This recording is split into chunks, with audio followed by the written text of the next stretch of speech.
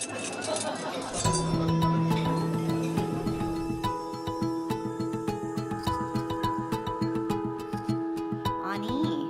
my name is Jessica Bolduc, and I am an Anishinaabe Ojibwe woman from Sault Ste. Marie. This is my home, and I'm really pleased to be here, and I thank the community food centers for this opportunity to be able to speak to you all tonight. And to recognize that we're here sharing the land, the shared territory of the Anishinaabe, the Haudenosaunee, and the Mississaugas of the New Credit. And I'm not sure if anyone knows this, and I actually can't really see you to see any hands that are up, but Toronto is the dish with one spoon territory. Has anybody ever heard about that? Oh yeah, I got some hands. So for those of you who are not familiar with that, I felt it was really fitting to talk about this because we're speaking about food. And the dish with one spoon is a treaty between the Anishinaabe, the Mississaugas, and the Haudenosaunee that bound them to share this territory and to protect the land. And it's important because it represents the first peace treaty made in this area between all Native nations before European contact. And the dish with one spoon reminds people that we only have one dish. We only have one earth that we can take from. So we should only take what we need, leave something for others, and keep the dish clean. And it also tells us of our collective responsibility to share equally and our relationship with Mother Nature, our relationship with the earth. So generations of Indigenous nations and European settlers and newcomers that have come to call what we now know as Canada home, you're now being invited into this treaty in the spirit of peace, friendship, and respect. So flash forward, here we are in 2016. This is about 200 years after these nations were united under the principles of the dish with one spoon. And we see food crises happening in Indigenous communities. Access to clean drinking water in First Nations, healthy and affordable food in northern communities are just two very real examples demonstrating that the concepts of this treaty are as needed as much as ever. So I'm here today to talk to you about how young people are engaging with this history and how we're building a relationship together to think about how we can go back to those original treaties. So here's the crew that I work with. We're the 4 Hours Youth Movement, and we're trying to change the world. Well, maybe we'll start with changing Canada or something like that, or maybe just our communities. But I guess you can say that we're trying to prepare young people for reconciliation. And we're thinking about movement building in a different way, because we're starting first by calling people together, and then over time we'll call people to action. Something I think that we're getting right, or at least we're doing a good job at, is our focus on nurturing authentic relationships and safe spaces before entering into dialogue on reconciliation. We're not just going to throw people together. This is something that I find that some social change processes skip or rush through, which hinders their ability to effectively foster the change that they seek. So I'm seeing this as one of the things that sets 4 Hours' approach apart from others, and we want to not only talk about reconciliation, and we want to live it, and that takes time. And the exciting thing is that we're able to do this in a way that starts to transform systems, which is why we're working with a variety of national partners at a national level who together have access to a network of 3 million young people. The 4 Hours Youth Movement has evolved over the last 3 years as a collaborative, youth-led initiative seeking to change the country now known as Canada by changing the relationship between Indigenous and non-Indigenous young people. Indigenous people have been organizing for justice since first contact, but what we need are good allies. Our theory of change proposes that by bringing young people together to engage in cross-cultural dialogue, we can begin to transform these relationships and transform the way that Canada sees Indigenous people. So in early 2015, we developed a framework for cross-cultural dialogue. And by we, I mean young people, so we did this together. Yes. This framework contains what we believe are key ingredients to creating experiences for young people to engage in dialogue that promotes our values of respect, reciprocity, reconciliation, and relevance. 4 Hours is grounded in the idea that in order to transform relationships and create agency to act, young people need to engage in critical dialogue. In order to engage in this dialogue, we believe that young people need to share an experience together. Yet this kind of conversation involves bringing people together across significant difference, grappling with the complexities of history, ignorance, and ongoing intersecting systems of oppression, which some of our other speakers talked about. It is with all of this in mind that we put great thought and care into approaching this work. We take this seriously.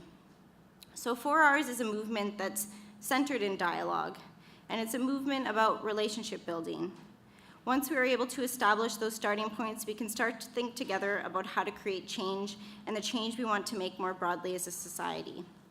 And we take the stance that we can't provide a recipe or a shortcut for cross-cultural dialogue, for relationship building, or for reconciliation, but we've created a framework for social change, or at least a step in the right direction, that includes 4 key strategies of a shared experience for young people within which cross-cultural dialogue takes place.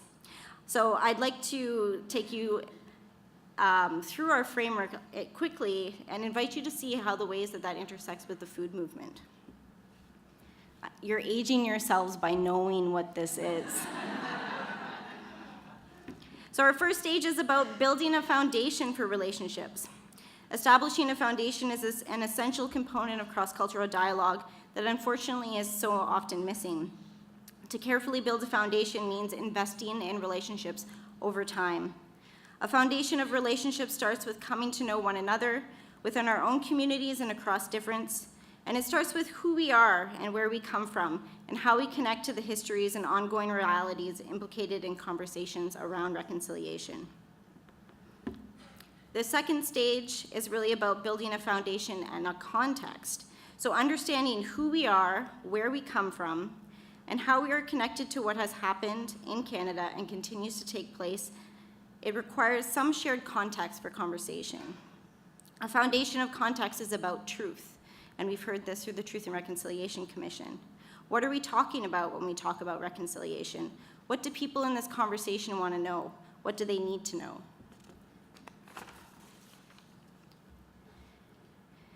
Bringing shared experiences to a close is our 4th stage, and it's really about taking things home. If a foundation is established, deeper dialogue can take place. So the first 2 stages really support a group coming to understand who they are in relationship to context. They explore identity, history, and important concepts through facilitated dialogue. To go deeper is to take the conversation further. It is to ask, now that we know this history exists, or have a sense of these issues, what do we need to do? What are the conversations that we need to have? What is the work that we are doing in our lives and in our communities? And what do we need to take our next steps? So bringing a shared experience to a close when we're bringing young people together is really about supporting participants to reflect on their learning and how they will be taking it home. This stage is about thinking of the future in terms of immediate next steps and also longer-term possibilities. So what now for us? We see a moment in history emerging in Canada with the release of the final report of the Truth and Reconciliation Commission. This has already resulted in efforts and micro-gestures across the country that aim to reveal a more honest Canadian narrative that has the potential to reimagine a country based in equality and social justice for Indigenous people. Oh, this is the part where I messed up. Okay, there we go.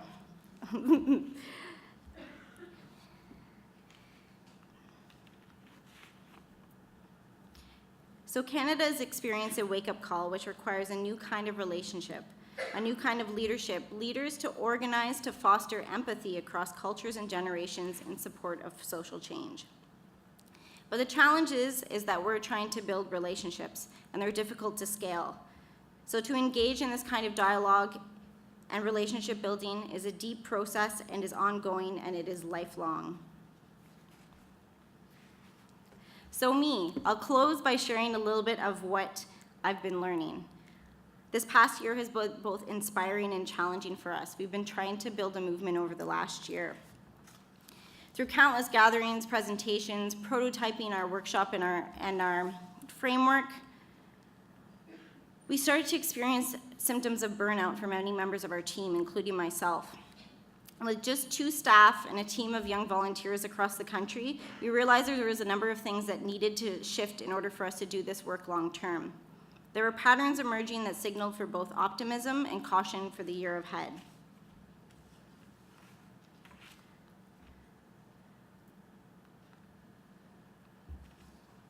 So at this time, we're not actually engaging in reconciliation. But in fact, we're trying to do the work that is necessary for us to begin to understand what would be necessary for reconciliation to happen.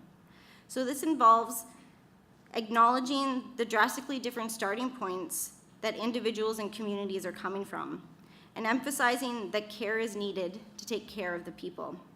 So right now, we're taking care of ourselves and pausing to reflect together on what we've learned and what it will take for authentic change to happen. So I'll close with a quote from my friend Mitch, who's an amazing Métis young man from Sault Ste. Marie. And Mitch says that reconciliation may never happen, but the possibility of it makes it worth trying. So miigwech, thank you.